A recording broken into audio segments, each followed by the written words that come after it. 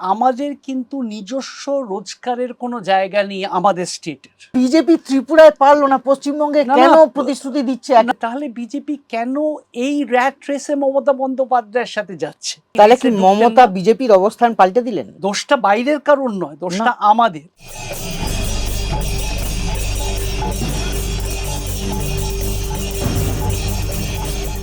নমস্কার নেবেন ভোটের আলোচনায়, ভোটের আড্ডায় আমরা আজকে আবার চলে এসেছি। আজকের আমাদের আড্ডার বিষয় হচ্ছে যে কি কি বিষয়গুলো চাপা পড়ে গেল আজ এবারের এই নির্বাচনে এসআইআর সংক্রান্ত বিতর্কের আবহে। কি কি বিষয় যেগুলো নির্বাচনের আগে প্রকৃতই আলোচনা হওয়া উচিত, রাজ্যের স্বার্থে, জনগণের স্বার্থে, মানুষের স্বার্থে, তার কি কি বাদ পড়ে গেল। যেমন প্রথমেই আপনার খেয়াল পড়বে সুবর্ণদা যে 2014 সাল বিজেপি ক্ষমতায় আসছে, ক্ষমতায় আসার ঠিক কয়েকদিন আগে সুপ্রিম কোর্টের রায় হলো সারদা মামলা সিবিআই এর হাতে। আব্দুল মান্নান মামলা করেছিলেন কংগ্রেসের, বিকাশবাবু তার আইনজীবী ছিলেন। বিশাল জয় হিসেবে দেখা হলো এটাকে, বাম কংগ্রেস বিশাল জয় হিসেবে দেখলো। কিন্তু ঘটনাচক্রে মোদি ক্ষমতায় এলেন এবং ফলে তারপর আমরা আস্তে আস্তে বাম কংগ্রেসের হাওয়াটাও চলে গেল। কিন্তু সিবিআই মামলা এলো সিবিআই এর হাতে, সিবিআই প্রধানমন্ত্রীর হাতে। নারদ নিয়ে প্রচুর বিতর্ক হলো। আমরা কলকাতায় দেখলাম সিদ্ধার্থনাথ সিং এসে বললেন ভাগ মুকুল ভাগ, ভাগ মদন ভাগ, সবাইকে বিজেপি ভাগিয়ে দেবে বলল। তারপর আমরা দেখলাম ভাগতে ভাগতে কেউ কেউ বিজেপিতেও ঢুকে গেলেন। তো এইবার কিন্তু আমরা আর সারদা শুনছি না, বিজেপি কাউকে বলছে না, একবারও বলতে শুনছি না যে সারদা সব কটাকে জেলে পুরবো, সব কটাকে শাস্তি দেবো। তো সারদা নেই আলোচনা। তারপর হচ্ছে নারদ। নারদে একজনকে কাগজে মুড়ে ফুল বা কিছু একজন নিতে দেখা গেছিল, তিনি এখন বিজেপির খুব গুরুত্বপূর্ণ নেতা। তো আমরা নারদ নিয়েও আর কাউকে কিছু বলতে দেখছি না, না অমিত শাহ, না প্রধানমন্ত্রী, নারদ নিয়ে সুতরাং কোনো আলোচনা নেই। তো সারদা, নারদ এগুলো চলে গেল, কেন চলে গেল আপনার কি মনে হয়? সারদা, নারদা, এই যে আলোচনাগুলো হলো, সেগুলো বোধহয় আলোচনার মধ্যেই আর পড়ছে না। আর নারদায় বোধহয় আমরা যদি বলি যে আমরা কোনো একটি ব্যক্তিকে দেখেছিলাম যে টাকা নিতে হাতে কাগজে মুড়িয়ে বা তোয়ালে মুড়িয়ে, ঠিক জানি না, তিনি হয়তো বিজেপির ওখানে গিয়েছেন, বিজেপি আর কথা বলছেন না। কিন্তু তাকে শুধু একা দেখা যায়নি, না, যাদের দেখা গেছিল সবাইকে জেলে পুরবে বলা হয়েছে। আমি দেখলাম যে সবাই কিন্তু বহাল তবিয়তে বাইরে আছেন। কেন আছেন? একজন রাজনৈতিক নেতার বাড়িতে ইনকাম ট্যাক্সের রেড হচ্ছিল। হ্যাঁ, তৃণমূলের দেবাশিস কুমার, তিনি প্রার্থীও। যখন রেড হচ্ছিল তখন সবাই রেড়ে করে তার ওখানে পাড়ায় দাঁড়িয়ে পড়লেন এবং স্বাভাবিকভাবেই হয়তো তৃণমূল দলের লোকেরা বা সমর্থকরা তারাও হয়তো বলতে শুরু করলেন যে এটা ভোটের আগে একটা জিনিস। আর যাদের জন্য দেবাশিস কুমার সাহেব এত জিনিসগুলো করেছেন, সে তো ইনকাম ট্যাক্স ফাঁকি দিয়েছেন কি না দিয়েছেন সেটা তো একটা ইনভেস্টিগেশন, এইগুলোর ব্যাপার। কিন্তু আমাদের ব্যাপারটা কি হয়েছে, আমরা এতটাই ইমোশনালি ইনভলভড হয়ে গেছি, সেটা শুধু পশ্চিমবঙ্গে নয়, ভারতবর্ষের সব জায়গায় এতটা ইমোশনালি ইনভলভড হয়ে গেছি উইথ আওয়ার পার্টি অ্যান্ড কিছু কিছু ব্যক্তির সাথে, এগুলো আমাদের কাছে খুব একটা যায় আসে না। সুতরাং আমার মনে হয় যে সমাজ বোধহয় এমন একটা জায়গায় পৌঁছে গেছে যে যদি কেউ কিছু করেও থাকে তাতে কি যায় আসে। তার মানে সারদা নারদা দুর্নীতি হয়েছে এটা নিয়ে আর রাজনৈতিক আলোচনার কোনো প্রয়োজন নেই। না, সারদা নারদা আমি ঠিকই তো বলছো প্রথম। এবং ব্যাপারটা হচ্ছে যখন ভারতীয় জনতা পার্টি কারোর সম্বন্ধে বলেন কথাগুলো, সেই ব্যক্তিটাকেই তখন আবার পরে তার ভিডিওটা মুছে দিয়ে হয়তো তাকে গ্রহণ করে নিতে পারেন, ঠিক আছে। আবার তৃণমূল থেকে ছেড়ে যখন সেই লোকটা অন্য কোনো দলে চলে যায়, তাকে হয়তো কেউ গাদ্দার বলে ডাকে, আবার তাকে ভালো ছেলে বলে ফিরিয়ে নেয়। তার মানে তুমি গাদ্দার মানে কি? গাদ্দার মানে হচ্ছে বিশ্বাসঘাতক। গাদ্দার মানে কিন্তু চোর নয়, মানে তাই তো। তার মানে ব্যাপারটা কেউ কিন্তু বলেনি এই চোর, সেটা বলেনি। গাদ্দার মানে হচ্ছে যে তুমি যদি আমার ফোল্ডে থাকো তাহলে ইট ইজ অল রাইট, মানে তুমি যে ফোল্ডে, তুমি আমার তরফের চোর হলে ভালো চোর। হ্যাঁ হ্যাঁ, মানে উল্টো দিকে হলেই সমস্যাটা। এটা কিন্তু একটা জেনারেল তো তাহলে এই যে ধরুন বিজেপি বারবার বলছে, বিজেপির নেতারা প্রচারে বারবার বলছেন, অমিত শাহ বলেছেন যে তৃণমূলের সব দুর্নীতিবাজকে জেলে ঢোকানো হবে, প্রধানমন্ত্রী নরেন্দ্র মোদী বলেছেন যে তৃণমূলের কাউকে এক টাকাও খেতে দেব না, কিন্তু এর মানেটা কি এই যে তৃণমূলের যে দুর্নীতিবাজ তারা যদি বিজেপিতে চলে আসে তাহলে তারা টাকা খেতে পারবে? যদি কেউ টাকা খাওয়ার অভ্যেস হয়ে থাকে আর সিস্টেম যদি সেটাকে সাপোর্ট করে থাকে, তাহলে তারা দল পরিবর্তন করলেও তারা নিজের চরিত্রটা বদলাবে না। আর কোনো একটা রাজনৈতিক দল, না মানে শাসক দল যে এখানে চুরি করছে সেই না, নিয়ে, শাসক দল চুরি করছে বলাটা সঠিক হবে না, সেটা বিজেপি বলছে। না না, আমি বলছি বিজেপি বলতে পারে, হ্যাঁ, এখন কোনো দল কি কোনো চুরি না। করে? ঠিক আছে, দলের সঙ্গে যুক্ত মানে বিভিন্ন কেউ কি তৃণমূল নেতা-নেত্রীরা। চুরি করেছে, কেউ মানে তৃণমূল চুরি করেছে না, তৃণমূলের সাথে যুক্ত লোক চুরি করতে পারে। কেউ কি বলতে পারে বিজেপি চুরি করছে না, বিজেপি চুরি করছে না? এই যে শাসক দলের সঙ্গে যুক্ত লোকজন দুর্নীতি করলে সেটাকে নিয়ে শাসক দলকে চাপ দেওয়া বিরোধীদের কাজ, হ্যাঁ, শাসক দলকে চেপে ধরা বিরোধীদের কাজ, যাতে শাসক দল ব্যবস্থা নেয়। কিন্তু এখানে কি বিরোধী হিসেবে বিজেপি সেই ভূমিকা পালন করতে, মানুষকে সেই আস্থা দিতে পেরেছে যে সত্যিই আমরা অপরাধীদের শাস্তি দেব, অপরাধীদের কোনো ছাড় হবে না? তারা কি সত্যি দিতে পেরেছে, এটা তো একটা বড় প্রশ্ন। বা আরো বড় প্রশ্ন, কেন বিজেপি হোক তৃণমূল হোক, তারা তো সমাজ থেকে উঠে আসাই একটা দল। আমরা সমাজে কিরকম এই ব্যাপারগুলোকে গা সইয়ে নেওয়ার মতো করে নিচ্ছি স্নিগ্ধেন্দু, যে আমাদের যদি কেউ কিছু একটা স্কিমের মাধ্যমে টাকা পাইয়ে দিতে পারে, legitimate way of giving hand outs, তাহলে তার ব্যক্তিগত জীবনে কে কি করলো আমার কি যায় আসে। কেউ যদি একটা বড় ফুটবল ম্যাচ করতে পারে, কেউ যদি একটা বড় রক্তদান শিবির করতে পারে, কেউ যদি 100টা কম্বল ডিস্ট্রিবিউট করতে পারে, কেউ যদি বই বিতরণ করতে পারে, কেউ যদি ওখানে একটা জলের পুকুর বানিয়ে দিতে পারে, তাহলে উনি ব্যক্তিগত জীবনে আর কি করেছে, তো এটা একটু তো করবেনই। কিরকম এইটার সাথে আমরা এটাকে এইবার দেখুন, একটু একটু আগে আপনার সঙ্গে গল্প হচ্ছিল, তখন ওই আমরা ভাতা নিয়ে আলোচনা করছিলাম, তখনই কথা হচ্ছিল যে এই গত দুটো নির্বাচনে, সেটা 21-এ বলুন বা 24-এ বলুন, তার আগে, বিশেষ করে 21-এর আগে যখন লক্ষ্মীর ভাণ্ডার চালু হলো, তখন তারপর থেকে সিপিএম এবং বিজেপি এরা বারবার লক্ষ্মীর ভাণ্ডারকে ভিক্ষা বলেছে। সিপিএম বলেছে যে চুরির টাকায় ভিক্ষা দিচ্ছে, বিজেপিও, নরেন্দ্র মোদী তো নিজে এই এই এটাকে রেভডি কালচার বলেছিলেন, মানে মানুষকে টাকা দেওয়া আবার কি।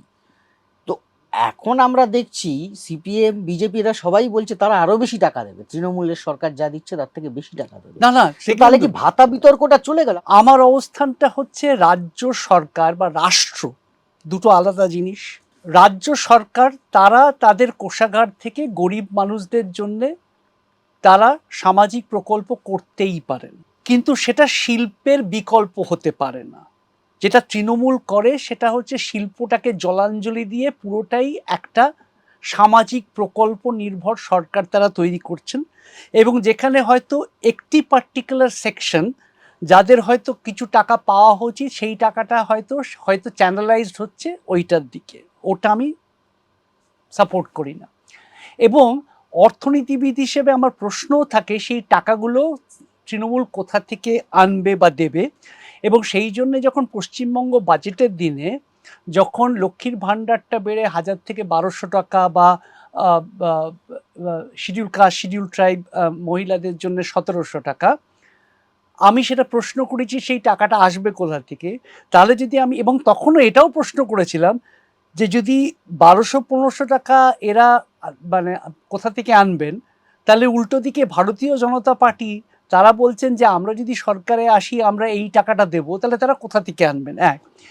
দুই হচ্ছে তাদের যে দুর্গাপুজোর সম্বন্ধেও অবস্থান ছিল, যখন মমতা বন্দ্যোপাধ্যায় 70,000 টাকা দুর্গাপুজোয় দেবেন বললেন, আমি সেটার বিরোধী ছিলাম।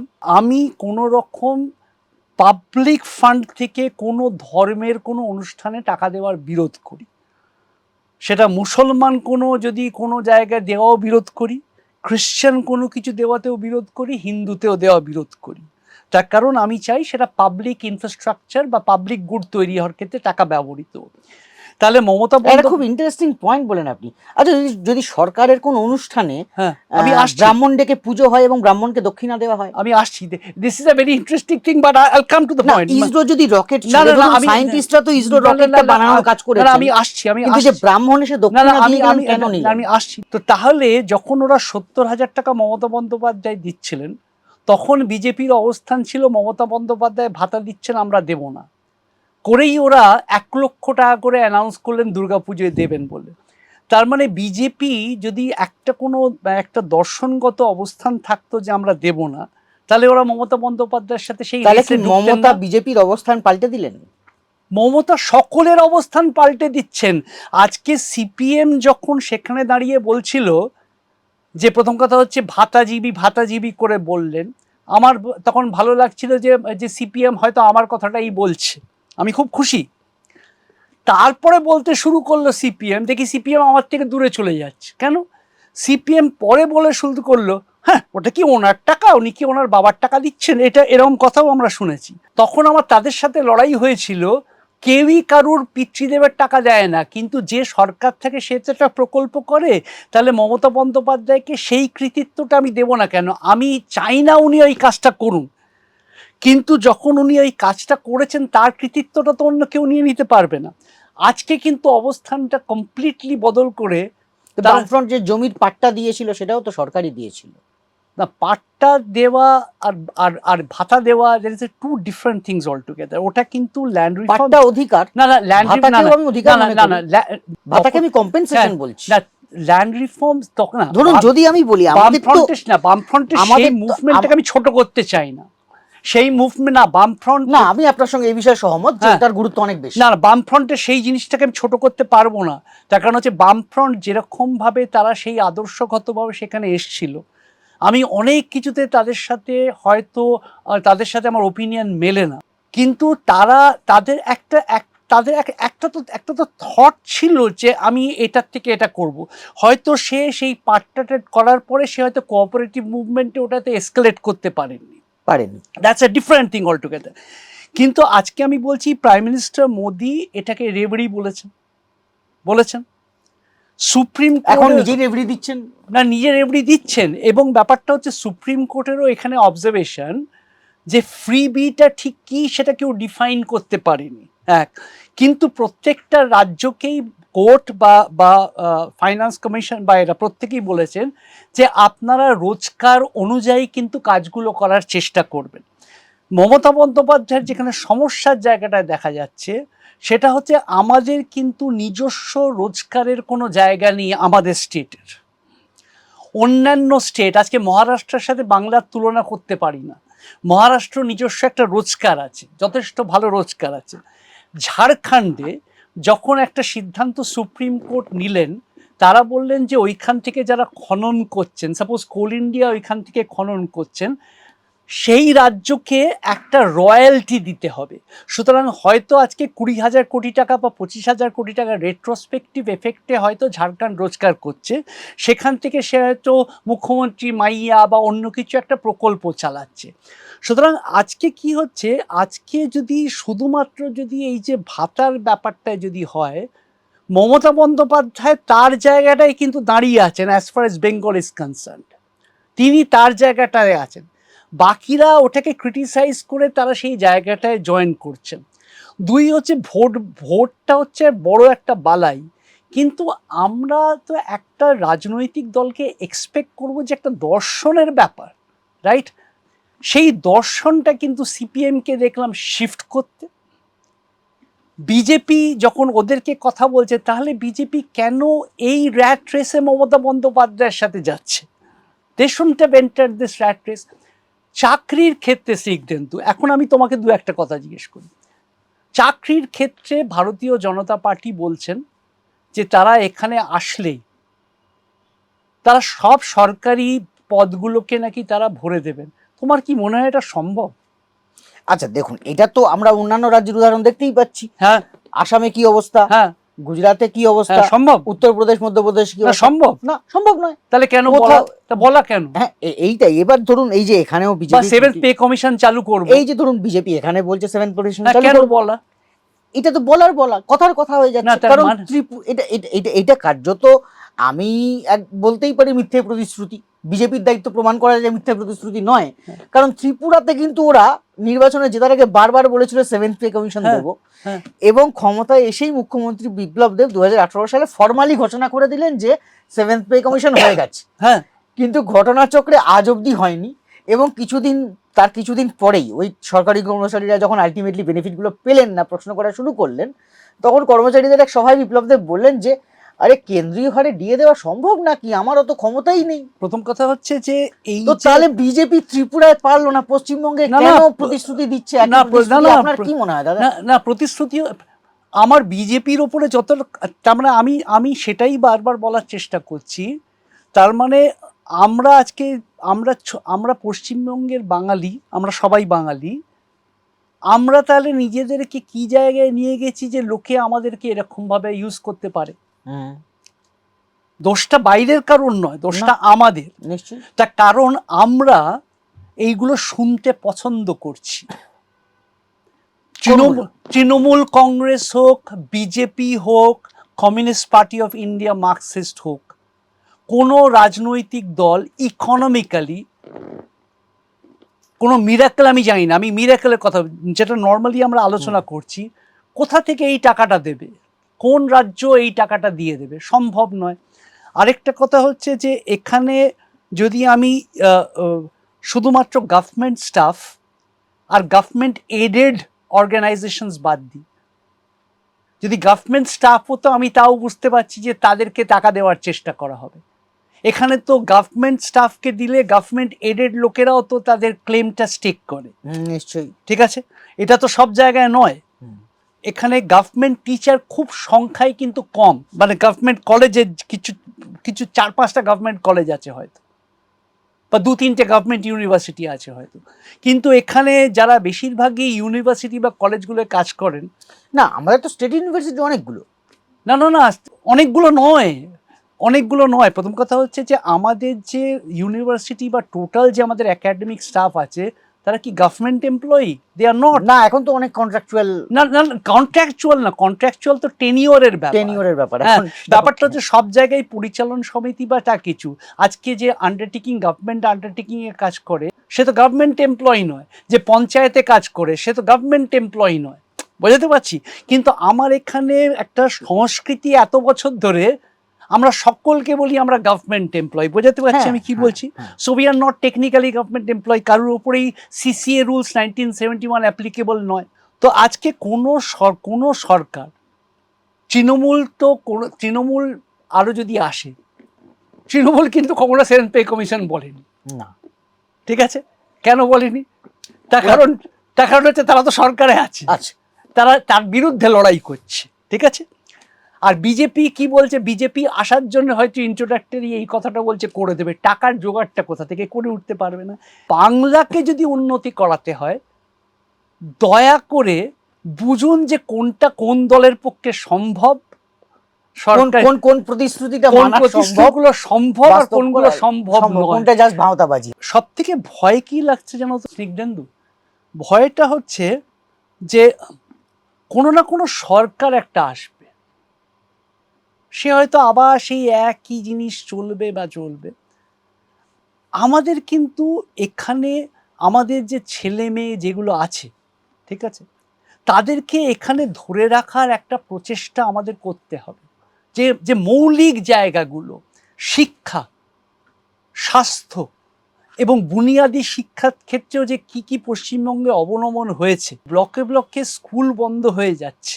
ঠিক আছে, গরিব ছেলেমেয়েরা কিন্তু নির্ভর করে একটা সরকারি স্কুলের ওপরে। এটা আবার জাতীয় স্তরে ঘটছে। ত্রিপুরাতে বিজেপি সরকারের আমলে, মধ্যপ্রদেশে বিজেপি সরকারের অধীনে, প্রচুর প্রাথমিক স্কুল বন্ধ হয়ে যাচ্ছে। আমাদের কেন হচ্ছে? না, আমাদের লড়াইটা তো সেখানেই করতে হবে। আমি হচ্ছে বেসরকারিকরণ, মানে এখানে তাহলে তৃণমূল বিজেপির পার্থক্য কি? আমি তো মাঝে বুঝতেই পারি না, আমি তো বুঝেই উঠতে পারি না। প্রথম কথা হচ্ছে যে তেলেঙ্গানা সরকার একটা চেষ্টা করেছিলেন, কিন্তু তারা সেটা করে উঠতে পারেননি। কেউ তো, কোনো রাজনৈতিক দল তো এটা বলছেন না যে ঠিক আছে আমাদের ছেলেরা, মানে মন্ত্রী বা আমলার ছেলেরা একটা সেই রকম সরকারি স্কুলে পড়ুক। পড়ুক, যদি তারা সেখানে পড়তে যায় তুমি দেখবে কাল থেকে তার স্ট্যান্ডার্ড কতটা ভালো হয়ে গেছে, রাইট? তুমি যদি জানে যে না ঠিক আছে আমার এরা এইখানে আসে, তাহলেই দেখবে কত সব বড় বড়, আমি বিধাননগরে বাস করি, সেখানে কত বড় এতে কেউ কেউ হেয়ারে পড়েছে, কেউ হিন্দুতে পড়েছে। নেপালে কিন্তু নতুন যে সরকার এসেছে তার প্রধানমন্ত্রী, তিনি কিন্তু এসেই বলেছেন যে এই নেতা মন্ত্রীদের ছেলে মেয়েরা কেউ প্রাইভেট স্কুলে পড়তে পারবে না। আমি তো ভীষণভাবে করছি। এবং এমজি রামাচন্দ্রন, যিনি প্রায় জয়ললিতা এতে বলেছিলেন যে বেসরকারি চিকিৎসা মানে স্বাস্থ্য ব্যবস্থা থাকবে, কিন্তু রাস্তায়ও যে গরিব মানুষটা আছে সে যে জায়গাটায় যাবে সেখানে কিন্তু শিক্ষা প্রণালী বা এর মধ্যে কোনো পরিবর্তন না হয়। মৌলিক ইস্যুগুলো যেগুলোর কি সমাধান হবে, কোন দল ক্ষমতায় আসবে তার বাইরে হচ্ছে আমার রাজ্যের কি হবে। তো আমার রাজ্যের কি হবে সেই নিয়ে আমরা আবার একটি আলোচনায় বসবো। আপাতত আজকের মতো নমস্কার।